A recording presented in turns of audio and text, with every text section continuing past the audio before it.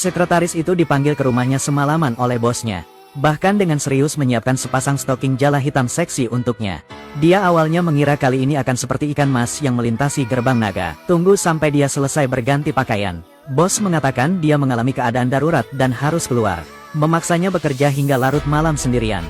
Dia berbaring di sofa sambil berguling-guling, tidak bisa tidur. Benar-benar tidak mengerti apa maksud bosnya. Tidak sampai keesokan paginya, bos baru saja membangunkannya dari tidur nyenyak. Tidak ada waktu baginya untuk tenang. Beri dia pekerjaan baru lagi. Mengirim seluruh keluarga yang terdiri dari 3 orang ke bandara. Mengambil supercarnya untuk perawatan lagi.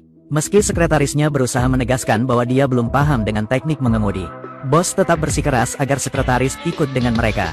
Untuk mempertahankan pekerjaan bergaji tinggi ini, sekretaris itu dengan tegang mengangguk setuju. Menunggu bos tiba di bandara, sekretaris itu dengan hati-hati mencari mobil mewah itu. Akhirnya bisa mengemudi, tapi dia tidak kembali ke cara lamanya. Namun meninggalkan jalan raya lagi. Akhirnya bisa mengendarai supercar. Dia ingin pergi melihat laut terdekat. Saat melewati ruas jalan raya nasional, pasalnya ada truk yang tiba-tiba berpindah jalur. Hal itu memaksanya untuk beralih ke pompa bensin. Kupikir itu ada di sini, berencana menambahkan sedikit bensin ke mobil. Tapi begitu dia keluar dari mobil, semua orang memandangnya dengan mata aneh. Sepertinya saya baru saja bertemu monster.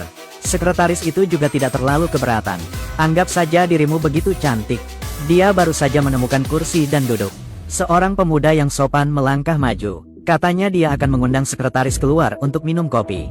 Awalnya, sekretaris bermaksud menolak dengan sopan. Tapi pria itu terlalu antusias. Membuat sang sekretaris hanya enggan menerima kebaikannya. Sambil menunggu kopi, sekretaris hendak pergi ke kamar mandi. Lihat cermin. Benamkan diri Anda dalam kecantikan Anda sendiri. Sama sekali tidak menyadari bahwa bahaya sedang mendekat secara diam-diam. Sekretaris awalnya mengira dia akan diserang. Tapi kelakuan penjahat ini sangat aneh. Dia menarik sekretaris itu ke kamar mandi. Menginjak kepalanya dengan kuat, lalu meraih lengannya.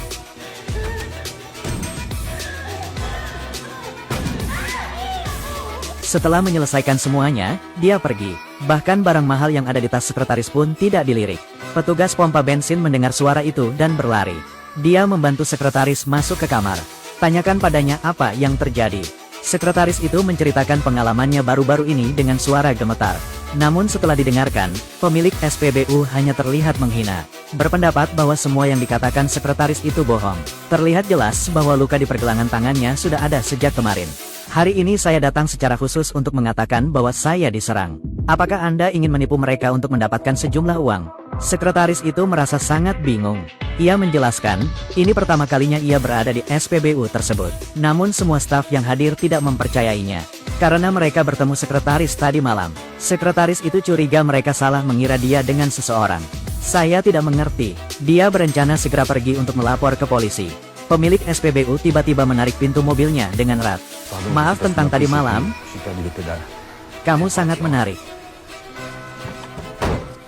Itu bukan aku. Setelah selesai berbicara, sekretaris menginjak pedal gas dan pergi. Saat berjalan di tengah jalan, dia tiba-tiba teringat apa yang terjadi beberapa hari terakhir ini. Apapun itu terlalu aneh. Dalam mimpinya, dia tiba-tiba tertidur. Seorang petugas polisi lalu lintas mengetuk jendela mobilnya, memanggil namanya dengan benar. Suruh dia segera pergi ke Light Hotel untuk beristirahat. Berdiri di pinggir jalan terlalu berbahaya. Sekretaris itu awalnya bermaksud menanyakan bagaimana dia tahu namanya. Tapi polisi lalu lintas datang dengan cepat dan pergi dengan cepat. Sekretaris tidak punya pilihan lain selain pergi ke Hotel Ansang. Setelah melihat ke meja depan, sekretaris memesan kamar di sini tadi malam. Sekretaris itu kini mulai terlihat curiga. Apakah kondisi mental saya sedang bermasalah? Kali ini, seorang pria berkacamata melangkah maju untuk memulai percakapan. Katanya namanya John. Anda dapat berbagi kamar dengan sekretaris. John tidak hanya memiliki selera humor yang bagus, tetapi juga sangat tampan. Anehnya, sekretaris itu menyetujuinya karena suatu alasan. Keesokan harinya sekretaris bangun pagi-pagi sekali. Dia diam-diam mengintip kertas John, mengetahui nama aslinya bukan John. Mengingat kejadian aneh beberapa hari terakhir, kemungkinan besar terkait dengan John palsu ini. Sekretaris itu mulai mewaspadainya, namun dia ingin mengklarifikasi fakta. Jadi ketika John ingin melakukan perjalanan bersamanya, dia tidak menolak. Sepanjang perjalanan sekretaris itu terlihat murung. John memperhatikan sesuatu yang tidak biasa, melaju ke dalam hutan dan berhenti. Dia menarik tangan sekretaris dan berjalan ke sungai. mulutnya masih mengucapkan kata-kata manis. Tiba-tiba John bilang dia lupa membawa rokok, meninggalkan sekretaris di sana sendirian untuk pergi ke mobil untuk mengambil rokok. Sekretaris sudah menunggu lama. Yohanes tidak pernah kembali. Dia sebenarnya sedikit kesal, pergi ke trotoar untuk mengamati, menemukan barang-barang pribadinya dibuang kemana-mana. Saat itulah saya menyadari John adalah seorang pencuri. Dengan segala cara menipu dia. Semua karena mobil mewah. Mungkinkah orang-orang di pompa bensin itu adalah kaki tangan John? Dari awal hingga akhir, itu semua adalah plot canggih yang disusun oleh mereka. Saat sekretaris masih bertanya-tanya, belum jauh ia melangkah, ia melihat sebuah mobil mewah terparkir di pinggir jalan. Yohanes hilang. Sekretaris itu segera naik ke mobil untuk mencari kunci. Untungnya John tidak mengambilnya. Akan pergi, seorang anak laki-laki tiba-tiba berlari. "Siapa pria di mobilmu?" "Tidak ada siapa-siapa." "Ya, tepat di belakang." Sekretaris yang kebingungan itu berjalan ke bagian belakang mobil. Buka bagasi secara perlahan. Di dalam ruangan, tubuh seorang pria terbaring diam di sana. Apakah dia tertidur? Sekretaris yang ketakutan itu segera menutup bagasi mobil, masuk ke dalam mobil dan cepat lari. Sepanjang perjalanan, dia selalu menghibur dirinya sendiri. "Itu hanya ilusi. Mungkin mataku belum bangun sehingga aku salah melihat." Namun saat melewati terowongan, John tiba-tiba mengendarai sepeda motornya untuk mengejar. Dia juga memberi isyarat kepada sekretaris untuk mengikutinya. Keduanya tiba di sebuah pabrik yang ditinggalkan. John bahkan memarahi sekretarisnya karena dianggap wanita jahat.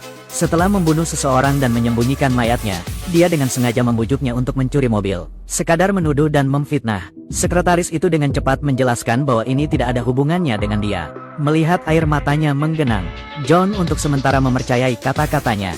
Keduanya bersiap membuang jenazah secara sewenang-wenang. Tapi sekarang, John melihat selembar kertas biru. Tunggu untuk melihat isinya dengan jelas. Wajah John berubah dan dia berteriak pada sekretaris itu lagi, mengatakan dia adalah wanita kejam dan licik yang suka berbohong. Melihat John datang dengan niat buruk, sekretaris itu mengambil pistol dari bagasi mobil untuk melindungi dirinya, dengan mudah dibawa pergi oleh John. Selama argumen, sekretaris itu dipukul hingga pingsan oleh John dengan gagang pistol. Saat dia bangun lagi, langit gelap gulita. Daerah sekitarnya juga sepi. Sekretaris mengambil kertas biru itu, menemukan catatan bunuh diri yang ditulis pria itu. Sekretaris itu tiba-tiba merasa bingung. Pada saat itu dia melihat bilik telepon di dekatnya. Dia berjalan untuk memanggil bosnya. Orang yang mengangkat telepon adalah istri bosnya. Sekretarisnya juga tidak berdaya. Ceritakan semua yang terjadi di jalan. Setelah mendengarkan, istri bos sangat bersimpati dengan keadaannya. Aturlah sekretaris untuk menginap di rumah temannya yang terdekat. Berdasarkan alamatnya, sekretaris segera menemukan rumah itu. Tapi di dalam sama sekali tidak ada siapa-siapa. Pada titik ini sekretaris menyadari bahwa dia mungkin telah ditipu. Tapi ini sudah terlambat. Bos tiba-tiba muncul tepat di belakang sekretaris. Dia bergegas ke arahnya, gunakan kekuatan untuk menekan lehernya.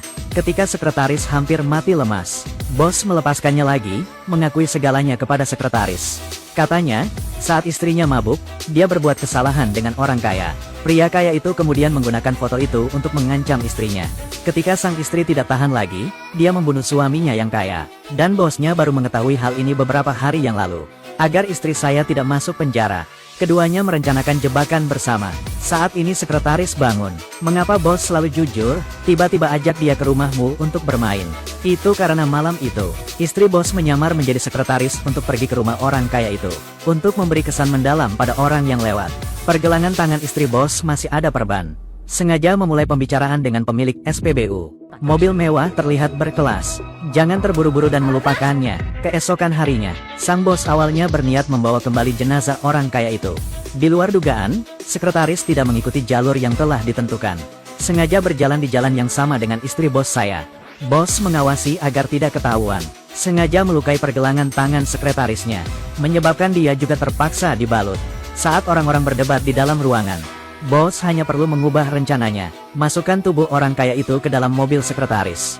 Akhirnya, dia menipu sekretarisnya untuk pergi ke tempat sepi untuk membunuh orang. Sekali lagi, anggaplah adegan itu adalah dua orang yang bunuh diri karena cinta. Setelah mengatakan semua itu, bos tidak membunuh sekretarisnya. Sudah merencanakan ini sejak lama. Pada akhirnya, dia tetap tidak bisa mengambil tindakan. Tapi sekretaris itu memegang pistol dan mengarahkannya langsung ke bosnya. Akhir film. Sekretaris itu melihat laut biru yang selalu diimpikannya. Namun saat ini suasana hatinya juga berubah drastis.